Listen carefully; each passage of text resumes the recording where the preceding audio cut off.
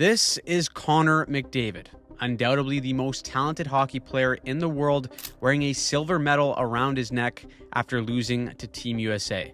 And this is a feeling that has become way too familiar to McDavid as of late. In all areas of the game, Connor McDavid is unlike anything we've ever seen before. In terms of points per game throughout his career, right after the untouchable stats that Wayne Gretzky and Mario Lemieux put up, Connor McDavid is right behind them in an era where the competition has never been better. We're witnessing one of, if not the greatest player ever to play the game in the middle of his prime. The only problem is he hasn't been able to win the big one. And this season for the Edmonton Oilers, going back to the Cup final for a third straight year looks like it'll be a monumental task. No matter what stats or numbers McDavid puts up, it has become unanimous in the hockey world that his legacy will always be whether or not he can win a Stanley Cup. But the truth is that it takes way more than just one player to win a Stanley Cup. And the Edmonton Oilers as a whole need to find a way to be better than they were the past two seasons. It has been yet another up and down season for Edmonton, but with them being in the worst division in hockey, they find themselves in a good spot heading into the postseason. But are they good enough again to go all the way? Or will the same things that plagued them in the past continue to haunt them in the most important time of the season? Well, let's take a look. First, let's dive into what the Oilers still do really well, and that is what they're known for in scoring goals. In terms of overall offense and goals for per game, the Oilers are among the best teams in the league in this category, ranking 5th in the NHL. But there's more to the numbers there. That is in all situations what I just listed, but when it comes to 5-on-5 offense, which is typically where most of the game is played in the playoffs, the Oilers drop down to 10th in the league. Their nuclear weapon is still their power play. First in the league and pretty much first for the last few seasons, it can be borderline unstoppable. The Oilers run this 2-3 spread that primarily hinges on the movement of all five players, but especially Connor McDavid himself. Because McDavid is a threat from every place on the ice, he doesn't have one dedicated area where he dominates the power play. Whether it's working the left flank, swinging up high onto the point, or stacking on the same side as Leon Draisaitl to create a 2v1 situation, it is just very difficult to contain. It is this movement and chemistry from all five players, though, that makes it truly tick. Evan Bouchard in the Bouch Bomb keeps killers honest with a blast from the point, while Shaq Hyman is good to bank one in off of his ass or shin pad. Nugent Hopkins also makes for the perfect utility player that can be effective in the bumper or on the goal line to create a play. All of it put together creates one of the deadliest power plays, if not the deadliest, in the league. Now, there's bigger issues 5-on-5, which we'll get to, but the Oilers' primary generation of offense when 5-on-5 still comes from the double-head monster of Draisaitl and McDavid. Where they are still the most dangerous is off the rush, which isn't really a surprise. For the last few years, both of them have been either the best or one of the best in rush offense, and both do it in different ways as well. Connor McDavid and his rush game is obviously built off of his world-ending speed. The threat of his attack leaves defenders with an impossible choice. They can either back up to try and compensate for the speed, leaving an immediate gap for McDavid to attack in front of them, or they can try and match his speed and go mano-a-mano with him, but that's usually where they get burned wide and put on a highlight reel. Of course, being one of the best skaters on the planet, a quick shift in direction or speed change is just devastating for defenders. The guy is such an alien too that even when all five players are in good structure and are prepared for his entry, he can just dance you like a pylon and make it look like it's your first rodeo. All of this is just a brief yet good summary as to why he ranks in a complete class of his own when it comes to both zone entries and entries with possession. Being in the 100th percentile in both categories, there is no one in the world better than him at that skill.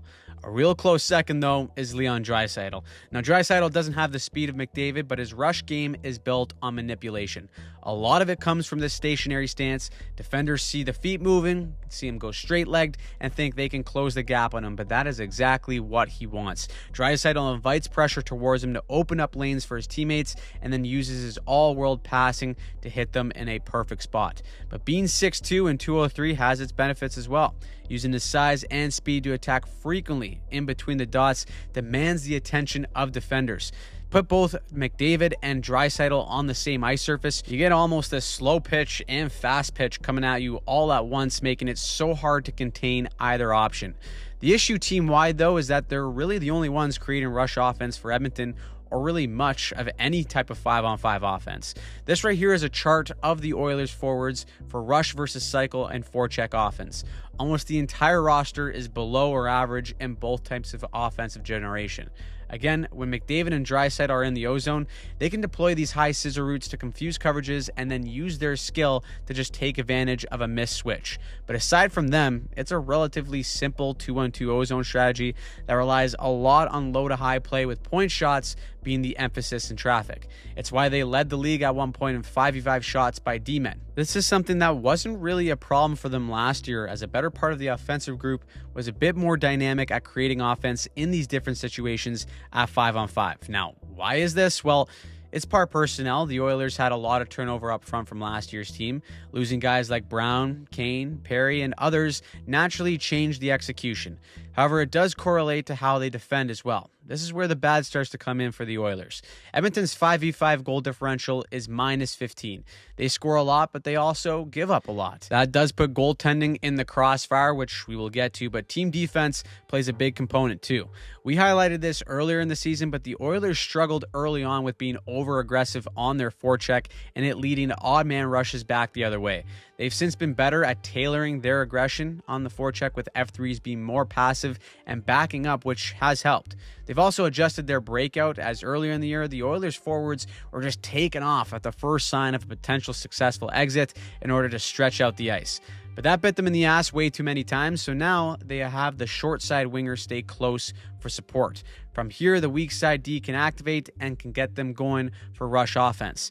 The main defensive issues, though, still come when they're under sustained pressure. The Oilers play a traditional box +1. Now, in this box +1 coverage, teams can expose Edmonton up high by attacking in between the seam of the winger and the center of Edmonton.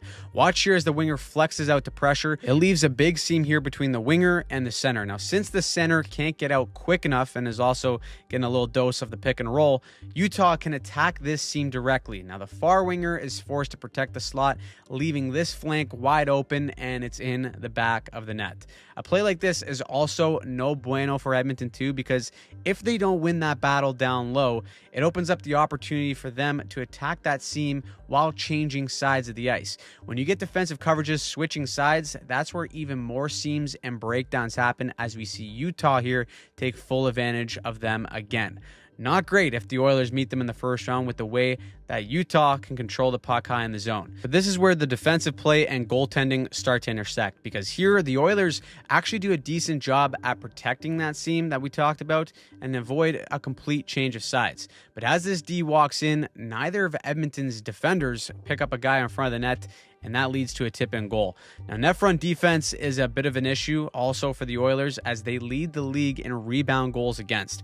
That means guys are simply not tying up sticks and getting their man in front. But you could also look towards the goaltender in terms of the actual rebound control. And that brings us to the ugly, which is goaltending in Edmonton. In the McDavid era, you could argue that they've never truly had a bona fide number one. Stuart Skinner was probably the closest thing to that, and it still didn't go the way everyone hoped. Now they're left in this stretch to run with Connor Ingram and Tristan Jarry as their tandem, both of whom, which at times struggle to maintain any consistency.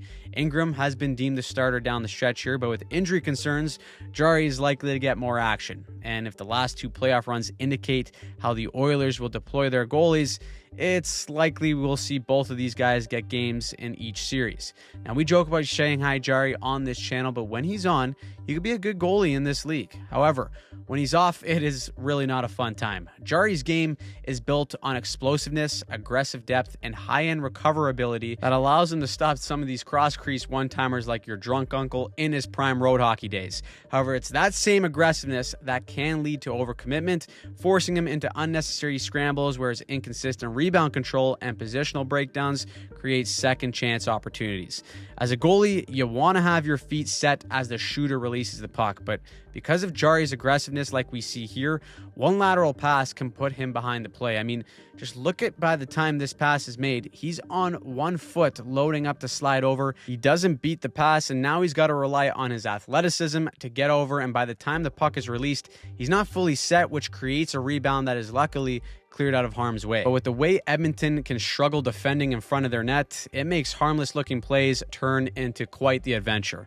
It's likely why the Oilers have turned to Ingram as their starter for now. Even the numbers indicate that his rebound control is a bit better than Jari's, but mostly it's about predictability. Ingram falls under the more positional style that relies on efficient movement and angling, yet the athleticism can still bite him on east-west style plays where movement is needed to beat passes and stop quality rush chances.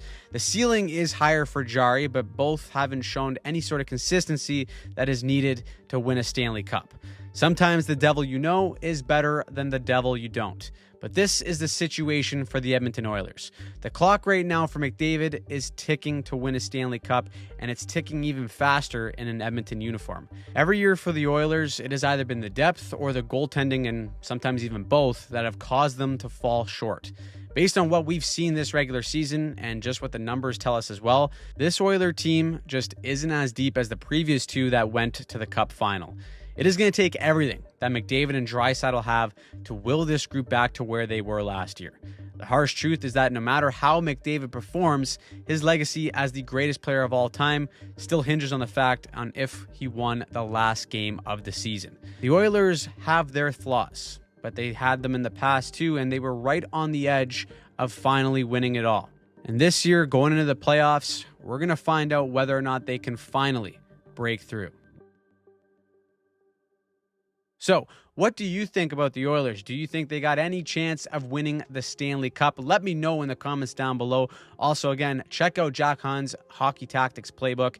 We use it as a source for breakdowns on this channel. It's great for anyone looking to pick up the game and learn the tactics. You can grab a copy in the description down below. And as always, we're going to have tons of content coming up for the playoffs, so make sure you subscribe to the channel and turn on notifications so that you don't miss a single thing.